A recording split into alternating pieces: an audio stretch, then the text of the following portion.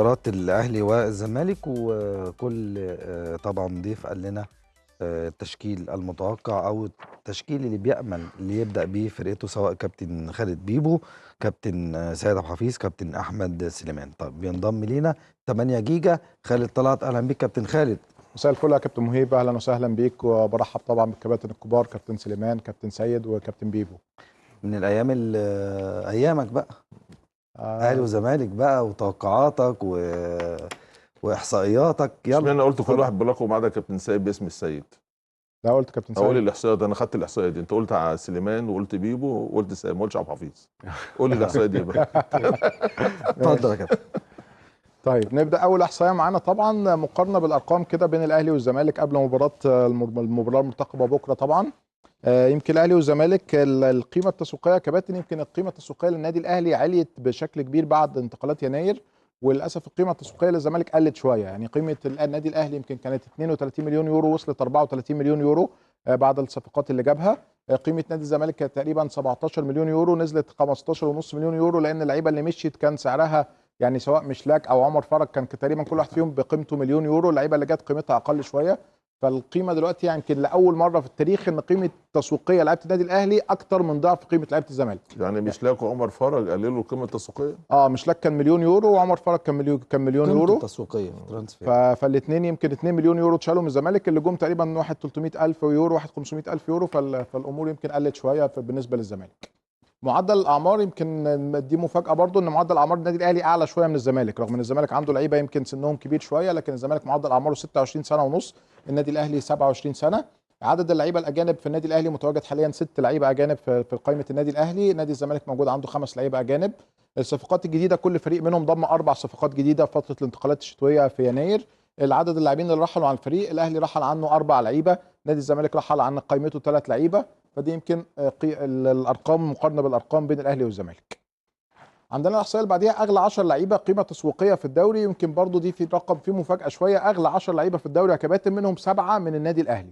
7 لعيبه من النادي الاهلي في اعلى 10 لعيبه قيمه تسويقيه. لاعب واحد فقط موجود من الزمالك، لاعب من سيراميكا كليوباترا، ولاعب من بيراميدز.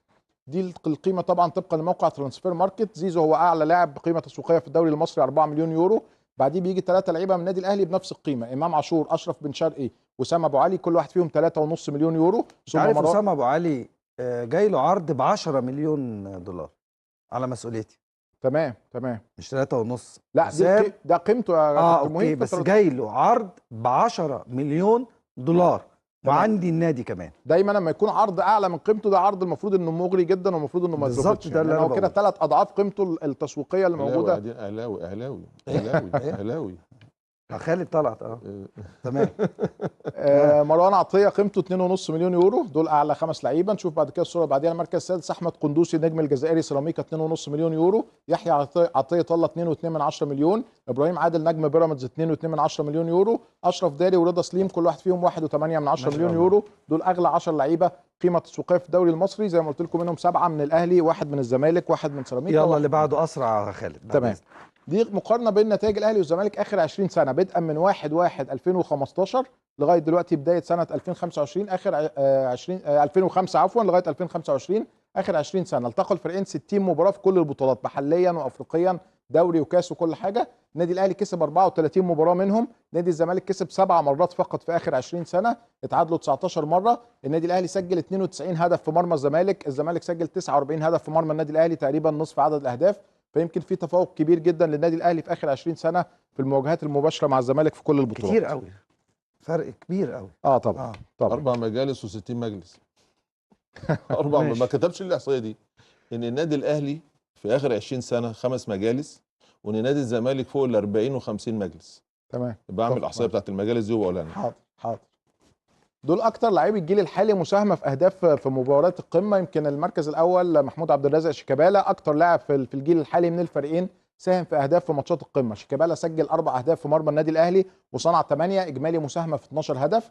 بعديه بيجي علي معلول من النادي الاهلي، سجل 4 وصنع 5 بمساهمه 9 اهداف. ويمكن اول 2 لعيبه غالبا مش هيكونوا موجودين في ماتش بكره، شيكابالا ومعلول.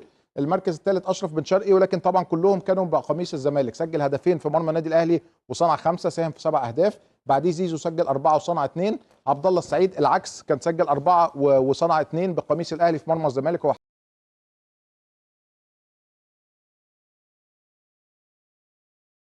اشرف بن شرقي بيسعوا للدخول في قائمه تاريخيه اللعيبه اللي سجلت بقميص الفريقين. عندنا يمكن حتى الان لعيبه 9 لعيبه او 8 لعيبه سجلوا بقميص الفريقين. موجود عبد الكريم صقر، مصطفى كمال طه، لبيب محمود، كابتن جمال عبد الحميد، كابتن حسام حسن العميد، كابتن احمد حسن الصقر، كهربا، امام عاشور، كل دول سجلوا بقميص الاهلي في مرمى الزمالك وبقميص الزمالك في مرمى الاهلي. عندنا عبد الله السعيد سجل بقميص الاهلي في مرمى الزمالك، واشرف بن شرقي سجل بالزمالك في قميص الاهلي، والاثنين بيسعوا للدخول في القائمه دي.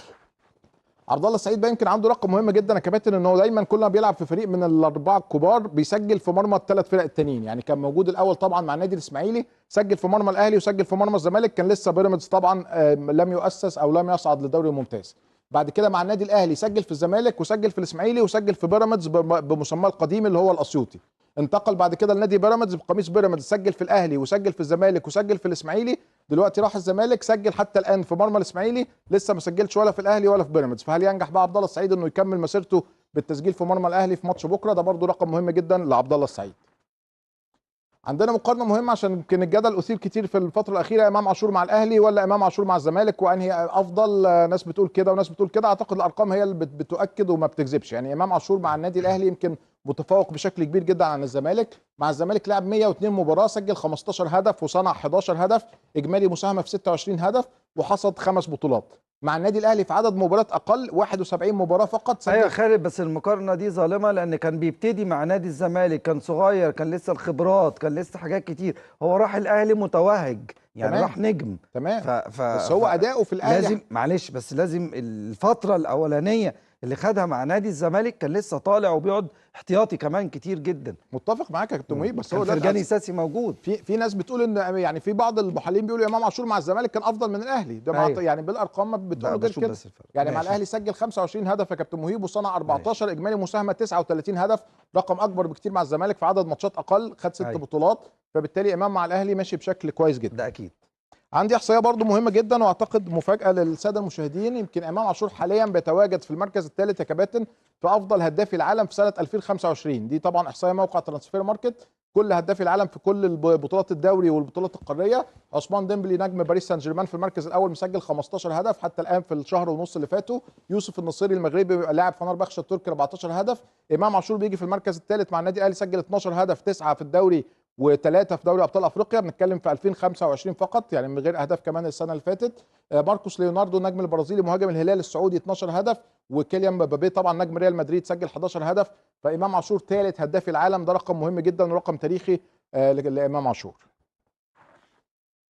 رقم مهم بعد كده عندنا اشرف بن شرقي. يمكن اشرف بن شرقي حتى الان طوال تاريخه كله مع في مشواره مع كل الانديه ومع منتخب المغرب سجل حتى الان 99 هدف في مشواره بالكامل منذ بدا ممارسه كره القدم. بيبحث طبعا عن هدفه رقم 100، هدف المئوي بيبقى هدف مهم جدا لاي لاعب. لو لاعب اشرف بن شرقي بكره وسجل في مرمى الزمالك هيكون الهدف رقم 100 ليه، وبالتالي هيدخل التاريخ بتسجيله هدف رقم 100 في مرمى فريق الزمالك.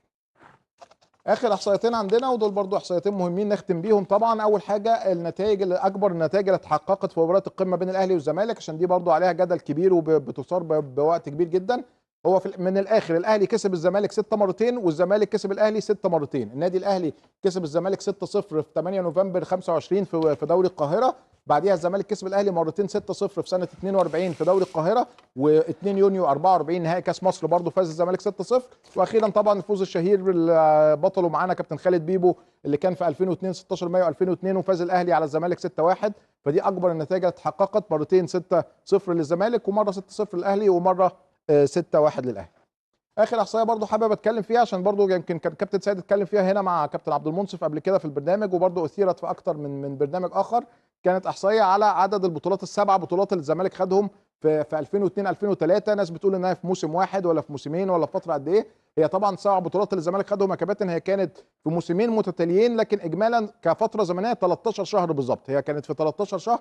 فبالتالي يعني بعض الناس كده مجازا بتقول ان الزمالك خد 7 بطولات في سنه، دي تعتبر مقبوله في سنه ميلاديه 13 شهر، فرقت شهر واحد. الزمالك بدا 16 يونيو 2002 كسب كاس مصر بتاعت موسم 2001 2002 بالفوز في النهائي على بلديه المحله.